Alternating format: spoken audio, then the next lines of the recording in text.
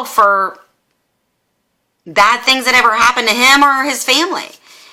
Depressed people blame themselves, and they really, like,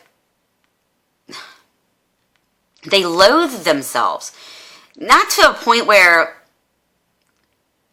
well, I would hope that a lot of people don't have this, but not to a point where they want to kill themselves or something of that nature, but they loathe themselves to a point where, you know, they don't want to get out of bed. They don't want to do anything for themselves. They lose the motivation to love themselves. Self-care, dieting, eating right, hydration, working out, working hard, enjoying the fruits of their labor. They lose the motivation to experience self-care.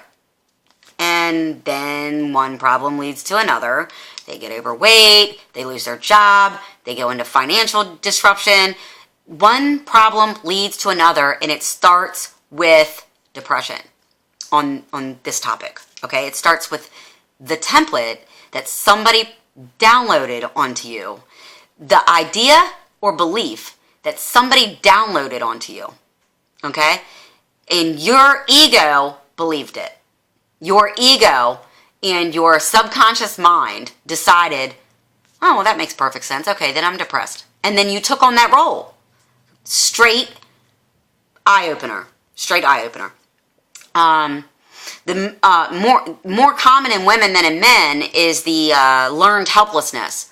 So women that are diagnosed with depression will behave more like helpless. Like they can't help themselves. They need help with everything that they do.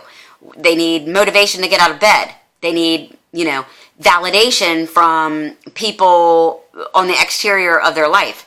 So, they might phone a friend at 7 a.m. and look for support on getting the, I don't want to say inspiration, because depressed people, okay, let's just use inspiration.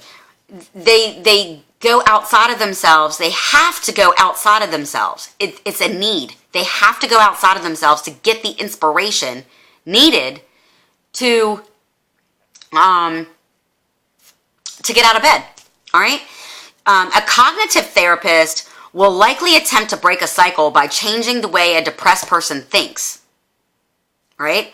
That's why I have felt the need to say this about the social cognitive therapy. A cognitive therapist will attempt to change the way the depressed person thinks. So they go back into the ego, they go back into subconscious mind, and they alter their perspective. That's exactly what this book does. It alters your perspective as to your cycle, your templates, your beliefs, everything you've ever known your entire life, including anything bad that's happened to you. This book will alter that belief. It'll change your perception. It'll help you forgive people. It'll help you heal. And it will help you wake up and really go after the life you were supposed to have. The life you were sent here for. Your purpose. Okay? A psychiatrist, however, will attempt to prescribe medicine that will try to alter the biological roots in the brain that are persistent with the sadness. Okay? So a psychiatrist or a doctor helping somebody with an addiction will give the patient medicine that will attempt to slowly help the brain to produce whatever serotonin is necessary to create balance in a person that is depressed or a person that is addicted to a narcotic. Okay? That is the difference between a therapist and a psychiatrist. All right? There's one other thing I want to talk about, and I keep seeing this video start over, so I'm like, I have no idea how many parts. I really need to work on this. Maybe I need a better card or whatever, a memory card. But the other thing I want to talk about is the fundamental attribution error. And this is so interesting to be put this way. All right, say there's Jack and Jill. All right. Well, first I'll go over the fundamental attribution error. The fundamental attribution error is a person's, typically society will overestimate a person's disposition, right, or their personality. They'll overestimate somebody's personality, and they'll underestimate the impact of their experience or their situation at the time. Like you see, the guy on the subway train that's letting his kids go crazy. I think this was a story. I don't know if it was true. On Facebook, I saw this, or maybe it was YouTube, where the guy lets his kids go absolutely bonkers on the train, and they're flipping newspapers, and people sitting beside them, they're just really misbehaving, and some person on the train says, "Hey, man, can you get control of your kids for real?" And the guy goes, "I know, they just lost their mom." The assumption of the guy that said, "Hey, guy, can you get control of your kids for real?" He underestimated the situation. He just assumed that the father just was letting his kids go crazy, right? He underestimated the situation. But he overestimated the personality. He literally thought this man, is like a loser dad, right? Right? So that is what we call fundamental attribution error. So we end up drawing conclusions based on this tendency for human beings, to draw conclusions based on this attribution error, right? And if that's the case, then it goes right along with what I'm saying.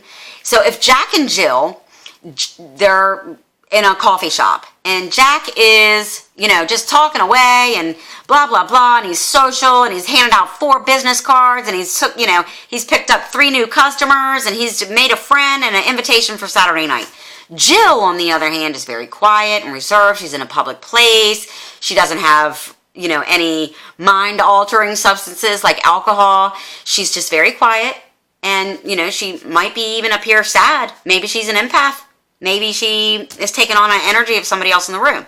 Or maybe she's just, she's an introvert, and she is analyzing her own experiences right there in the moment, okay? At that present time. But if you take Jill to a party, Jack and Jill go to a party, Jack is the one sitting on the couch, very, very quiet. Jill has a couple of rum shadas, and she's going crazy with extroversion. That is totally me, by the way.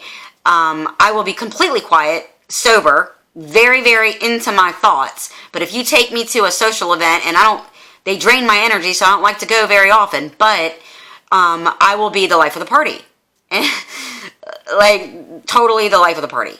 If I'm drinking. But if I'm not drinking and I'm in an environment with all these people, I really do get anxiety, and I really do go inside. I go inside my head. I am taking on emotions of people in the room. I'm analyzing things. I'm drawing conclusions, probably with that social attribution error, fundamental attribution error. I'm taking on energies of the people in the room. So I'm busy. Even though I'm not saying anything, I'm totally busy. Totally busy. Completely quiet. So I'm Jill in that scenario, right? So it's easy to make the connection then that when we're talking about social cognitive or cognitive therapy, it's easy to make the connection that people will overestimate somebody's personality and underestimate the situation. All right? It might appear, if I'm sitting in the coffee shop with Jack, or Jill's sitting in the coffee shop with Jack, it might appear I'm in a bad mood. It might appear I'm sad. It might appear I'm just introverted. But then you see me on Saturday night at a party that I feel very comfortable with, the people I'm with, and I'm like, wah, wah, wah, having a good old time and being a comedian, right? So it's completely, people have a tendency to make assumptions that aren't true, and then if I, maybe possibly if I wasn't fully aware of myself and I didn't know who I was and I didn't know who I am, I might listen to the BS of somebody tell me that I'm always in a bad mood. Or if they see me at the coffee shop with Jack a lot, they might assume that I am a quiet person. Or they might assume that I'm sad. Or they might assume that I'm just not sociable, like standoffish, whatever, right? So it depends on the context of the environment from person to person. But people will make assumptions. And they will make assumptions that somebody is sick, a drug addict, depressed, bipolar, have ADHD. Every person that is a human being speaks through their ego. Every person that's a human being that's not awake speaks through their ego, and they draw conclusions. And when spoken out loud, those conclusions might stick with the person you're talking to, especially if it's about them. So please, maybe refrain from telling people what you think. Maybe refrain telling people your opinion. I'm just saying. And vice versa. People classify, people will classify, like, say you have childhood sadness due to a divorce, and it's still with you in adulthood. Well, if that's the case, it's probably because somebody told you when you were a child you were sad. And I'm just noticing something. I'm sorry. I just noticed that my battery's dying on my camera and my video keeps restarting. So I'm gonna have to figure out what's wrong with this this video card and continue this as soon as I can figure it out. Okay? I love you. Bye. We'll continue this again.